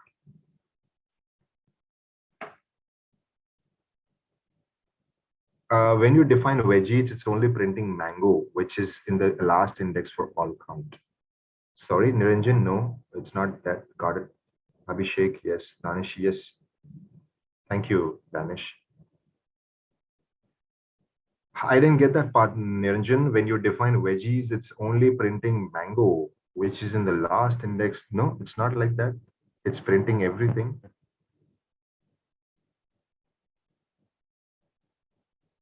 Where the wedges go. Yeah, you can see it's printing everything. Okay, fruit is a mango, fruit is a mango. Okay, that's what you're saying. This is because I used wedges here, but I did not use wedges here. Simple. Yeah, it's all good now. Sorry, that was a typo. Not typo, but I did not put it over there. I hope that's clear, Niranjan. Aditya says, can you help us to identify NA values and bivariate data using condition and control structures? Help to identify NA values. Aditya, I would recommend there are more smarter ways to identify NA values. Okay, so when we go to data frames, eventually when we go to work on machine learning, the main data structure we're going to use is data frames. And most of the part, NAs and all those things we're going to encounter over there. So please give me a little more time to reach over there and help you with those things. Mayank, I've already answered that question, that differences between using a double is equal to and a single is equal to. I have already answered that yesterday. Today also, half an hour back, I answered that question. We are using, there's a question by Mayank saying, can you please give me the difference between the usage of double is equal to and a single is equal to?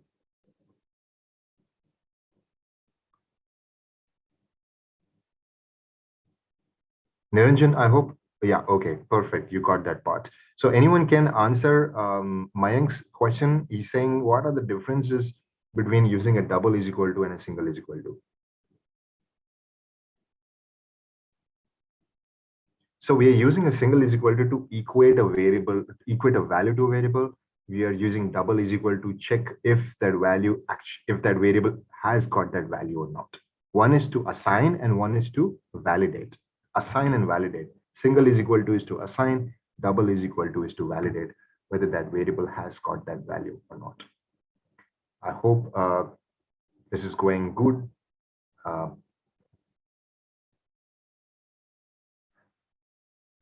I will explain, Ankit. We will go. Can you see on the screen? There's a separate chapter for tuples and lists. So definitely we will be covering negative indexing, positive indexing, other methods in the list, like extend, pop, remove, delete, all those things we're going to study. Append is also there. Definitely we're going to do that.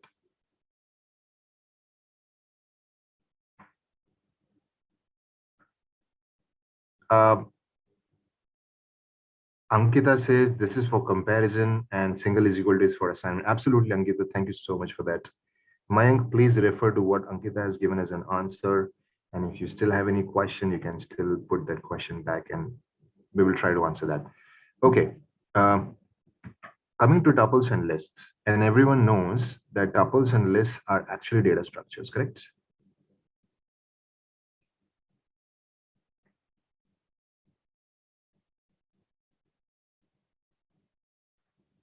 Sunil says, one thing I noticed, if variable is equal to 5, this won't work with in a error. I mean, if you have not defined, if you have not run the variable equal to 5 statement or the block of code, definitely it's going to give an error that variable not found, variable where not found. So could you please give the entire post of what you're writing so I can see that? I haven't started with the array at all, so please give me some time to reach on to that array part. Okay. I haven't started with the arrays. The only thing I spoke about arrays some time ago is we don't use arrays in Python, which is available inside the Python core library. Instead, we prefer to use lists because lists are more dynamic than arrays, than conventional arrays, which we have in Python. If you want to take advantage of arrays, then NumPy is the library that you can leverage the arrays part. Okay, let me click on lesson number 3, that is tuples. And tuples are what? Tuples are actually data structures in Python.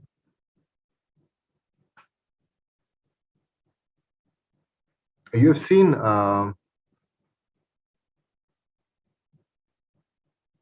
as in everyone have seen a string of beads. Everyone knows what is a string of beads, right? It's a collection of all the smaller elements tied up in a single string, correct? So when you have a string of beads, what you can do with them, you can actually get them into a specific direction. You can get the magnitude of those string of beads, correct? You can do these two things. You can either have the magnitude for those vectors or the string of beads, or you can have a direction. So tuples are more or less, they are vectors. What I just spoke about, that vectors have magnitude and direction, but vectors do not have a dimension to them. Okay.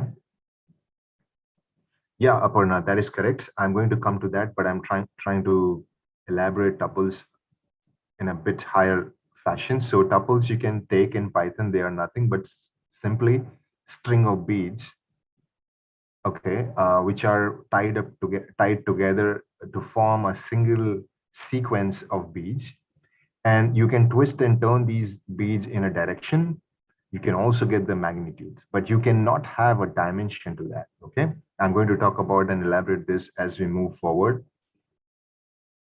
So tuple is a sequence of Python objects, but before we study tuple, I would like to pass a statement that tuples are data structures in Python. Okay, it is immutable. Immutable means once it is created, it cannot be altered or changed, which means it cannot be changed once it is created. It can hold objects of any type, including holding other tuples. Tuples are homogeneous or heterogeneous? Can anyone answer that part? Tuples can be a heterogeneous. So Aparna says tuples is immutable, tuple is immutable, and list is mutable. Danish says immutable. Immutable means if once it is created, it cannot be changed, though it can be deleted or dropped. Okay, but we cannot change elements from that. So let's say if you have a tuple and you have number 1 on your first position of your tuple, and you would say, no, I want to replace this number 1 with number 2. That is not possible in tuple. So once they are created, they cannot be changed.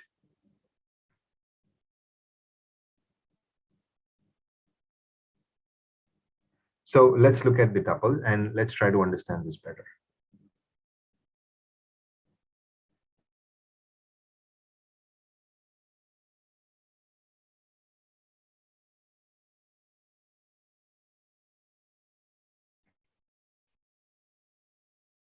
So there's a specific way to create a tuple, and Pooja says tuples are heterogeneous. Okay, let's say insert cell above, and let's say this is my tuple. Tuples are created using the round curly braces 1, 2, 3, comma SUV. Okay, tuples are created. I'm going to say print my tuple. Okay, yes. So you can see, let me extract some part from my tuple. So my tuple, standing bracket, you give me 0. Okay, sorry, it shouldn't be, it should be the type of my tuple. Close this and close this. You give me another one, the 0, and this should be 0, 1, 2, 3. Give me this 3 part. Yes, so you're right. Who said about heterogeneity? Pooja said about heterogeneous. Manoj, heterogeneous. Chandrima says heterogeneous. Gajalakshmi, most of the people have said it's heterogeneous. Aparna says, like dictionary, it's a collection of tuples. Absolutely, Aparna, you're right. We're going to talk about that dictionary wherein we can hold tuples. That's a different thing. We can only delete the value of a tuple. Not really. We cannot delete the value of a tuple. We can delete the tuple itself, but we cannot delete any specific value from a tuple because tuples are immutable. That means, which means it cannot be changed once it is created. Change means what? You cannot drop elements from tuples. You cannot add elements to a tuple. To give an example, let's say, how do you change a list? Okay, let me give you a small example because we have studied list before. I'm going to say this is my list and it has a value of 3, 4, and I'm going to say print of my list. You give me item number 1 from this. Okay, item number 1 is what? 4. Let's say I want to replace item number 4 with 5. Okay, what I'm going to do, my list, I have to first extract that and is equal to 5. Okay, and I'm going to say print my list and give me 1. Okay, correct. So you can see that now the earlier value, which was 4, is now changed to 5. This is in the list. You could do that, but can we do this in the tuple? Let's see this. So I already have a tuple with the print of tuple. Let's say I want to extract SUV. Okay, so I'm going to say my tuple standing bracket 0, 1, 2, 3, 4. I'm sorry, 3. You give me print my tuple 3. Okay, so you can see the last element is extracted from this. Now I would like to change it. So how would I change? Okay, extract value 3 and replace with BHA, let's say. And then you print this. Can you see?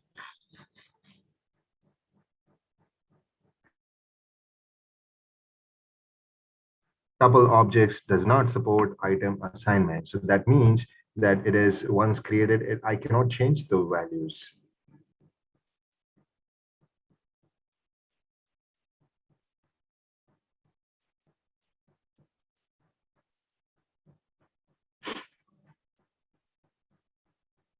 Yes, you can very well change. Abhishek has a question. Can we change elements of tuples possible to convert into a list? Yes, you can change that to a list. Tuple and list both are heterogeneous. That is correct. There's another question. Can we define tuple with an open without open and close brackets? Actually, you can do that. You can see in the example here, which we have in the notebook. I'm going to go to cell and current output, you see clear. Can you see this example? The first example which we had. This is like creating a tuple. So let's go ahead and create a tuple. So yes, you can see that the tuples are created. to define a tuple with 3 values, whatever. And then we have, you can also define a tuple this way.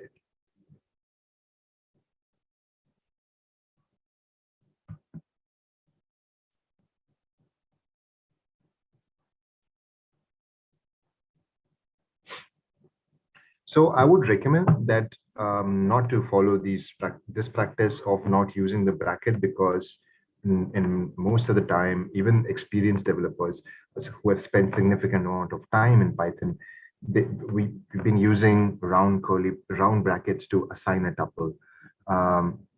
And I would recommend you to also stick onto that part, because this is the most standard way of coding, even in the community. So it's better to follow what's being followed in the community guidelines. So we're going to do that. So, but yes, tuples can be created without a round bracket, and it can be also created with round brackets. Francis says, in what situations do we need to use a tuple? See, tuples can be used most of the places where you are wanting to have a single dimensional data, which requires no alterations. And usually you use tuples for master kind of a values, wherein you can use it for lookups. And in no way that a program can change those lookup values for yourself. You can have your currency figures saved in tuples.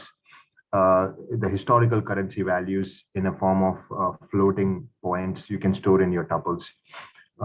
We store, so let's say if you want to do an analysis, recently we wanted to do this for our customer, wherein they are dealing with currency rates.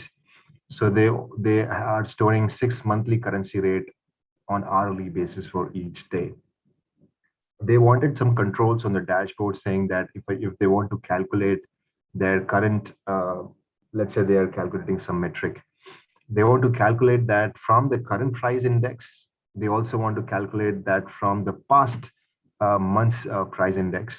They also want to calculate for every region. So region means currency, basically. So they want a USD, they want it in the euros, they want it into Indian currencies like rupees. So they should have all basic 15-20 currencies that they can look across by doing permutations and combinations. So that's where we use tuples, where it's less likely to change. Danish says, like employee IDs. Yes, you can. You are right, Danish. You can also store employee IDs in a tuple, which no one can alter. Akshay has a question. How can a non-developer know if it is a list or a tuple? By the way it is defined, so definitely you can say this is a list. Sorry, this is a tuple. In case if you aren't sure about the variable, definitely you can do the type of that. Or in the start of the class, we saw that, right? Top question mark. You can see the top question mark gives this is a tuple, and it has a value of 1, 2, 3. You can actually derive it this way using the top question mark, or you can also do the type of tuple.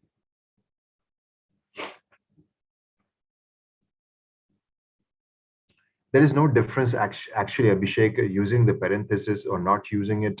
It is purely your choice. So in tuples, I personally prefer to write the round brackets, because I can identify then and there that this is a tuple. Because in this example, we are using like tup and the list, but in real life, you don't use tup and the list. You actually use some variable, the business variable names over there.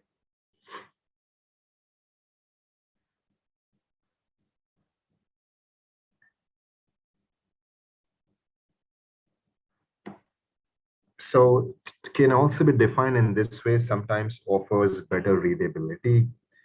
So you can see the print of tup is going to give us this output, which seems to be a tuple because it has got round brackets out there. Ahmed says list is in square brackets and tuple is in round brackets. I think there was an answer for Akshay. So thanks, Ahmed, for that. Yes, actually, list is in the square brackets and tuples are definitely in the round brackets.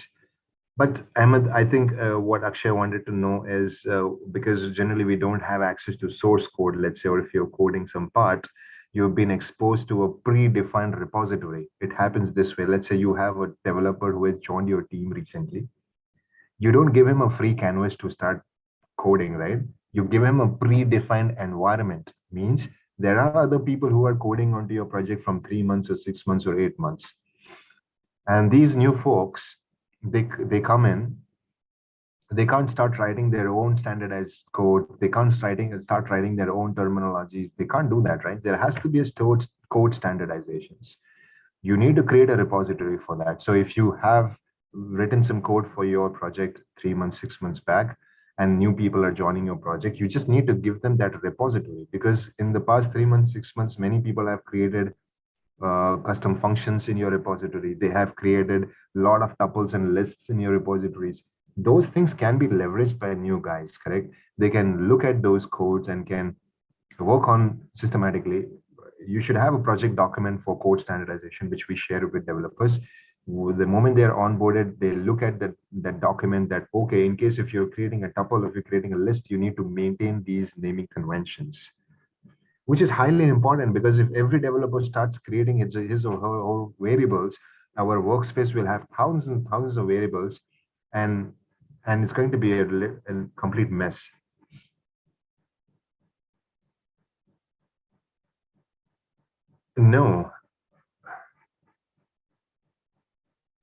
No, you want, it is necessary to use question mark after tuple. That is just to get the help on that tuple variable. If you want to simply know the type, you can simply write print type of that tuple.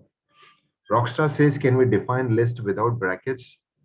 No, I don't think so, Rockstar. I don't think so we can do that. Abhishek says, what is the difference between using parentheses or not using while creating tuple? There is no difference, actually. This is just the way.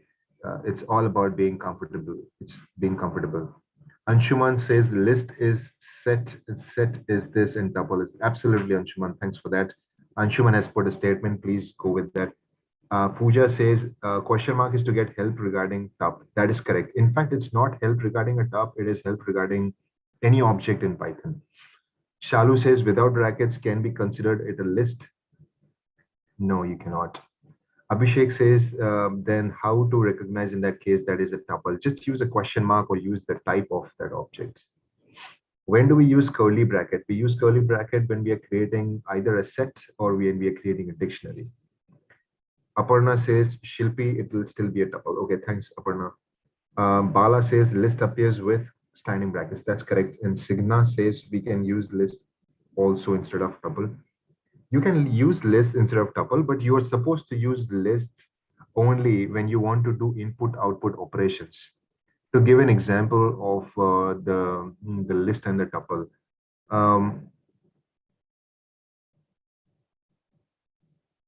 Okay, from the refrigeration perspective. That is correct, Shilpi. If you not use the bracket by default, it will be a tuple.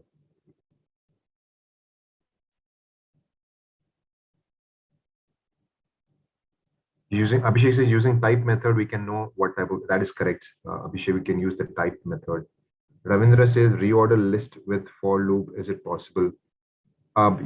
You don't have to use the for loop, Ravindra, for that. You simply have a sort method in the list, so you can definitely use that sort method out of the box to basically loop that up, to sort that up.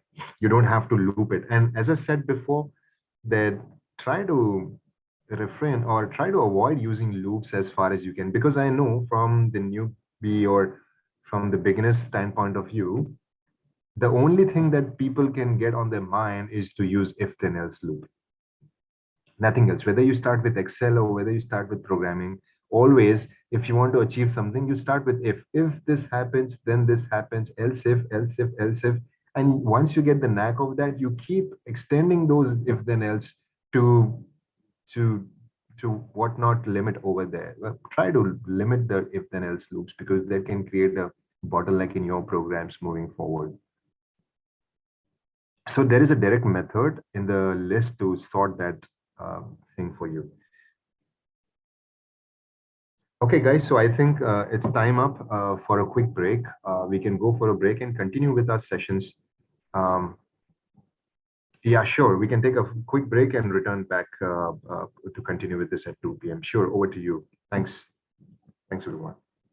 Thank you so much, Subir. I hope you've all enjoyed the session so far. So the tuple basically says I am immutable, but the list says that change is the only constant, right? So you can understand the dilemma that happens between a tuple and a list when one is mutable and the other is immutable. Now, it can be a bit confusing why tuples are immutable and lists are mutable, and why you cannot just use mutable structures like lists, right? Why should you have tuples?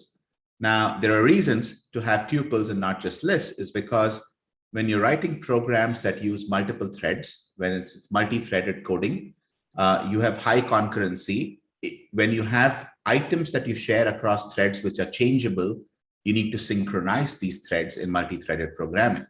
Synchronization can create thread locks and deadlock scenarios, which actually complicate your code. So for simplicity of coding, the Python creators have actually put in a tuple data structure wherein you can create a tuple that's immutable, which means every developer or every thread or every parallel process can be confident when they're accessing a tuple that nobody can change this value while the tuple is being used by that thread. So it really simplifies a lot of use in terms of concurrent programming and multi-threaded programming.